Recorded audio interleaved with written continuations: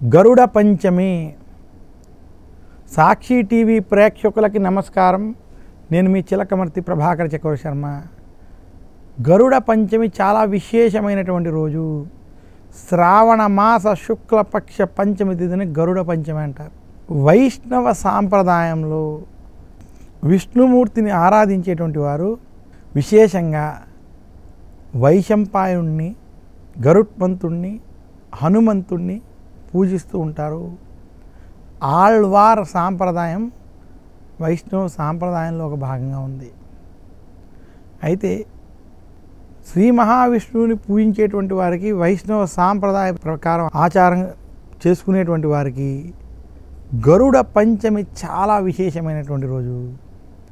శ్రావణ మాస శుక్లపక్ష పంచమి తిథి రోజు గరుత్మంతుడు జన్మించినట్టుగా ఆ రోజు గరుడ పంచమి ఆచరించినటువంటి వారికి రాహుకేతు దోషాలు, కాలసర్ప దోషాలు వంటి దోషాలుంటే తొలగుతాయని చెప్పబడింది.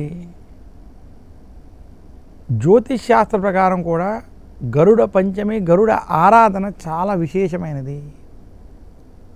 తిరుపతి దేవస్థానంలో టీటీడీలో కూడా గరుడ పంచమి రోజు ప్రత్యేకంగా పూజలు, సేవలు, ఉత్సవాలు జరుగుతాయి. ఈరోజు గరుత్మంతుణ్ణి స్మరించుకోవడం, గరుడ పురాణం వంటివి పారాయణం చేయడం, చదువుకోవడం చేత విశేషమైనటువంటి పుణ్యఫలం కలుగుతుంది. పురాణాల ప్రకారం గరుత్మంతుడు శ్రీ మహావిష్ణువు యొక్క వాహనం. పక్షులకి రాజు గరుత్మంతుడు. గరుత్మంతుడు అత్యంత వేగంగా ప్రయాణించేటువంటి వాడని, ఆయన రెక్కల చప్పుడులో సామవేదం వినపడుతుందని కూడా పురాణాలు తెలియజేస్తున్నాయి. శ్రీ మహావిష్ణువు గరుత్మంతుడికి గరుడ పురాణాన్ని అందించాడని, ఆ గరుడ పురాణం ద్వారానే, అది చదువుకోవడం ద్వారానే నరక బాధలు తొలగుతాయని,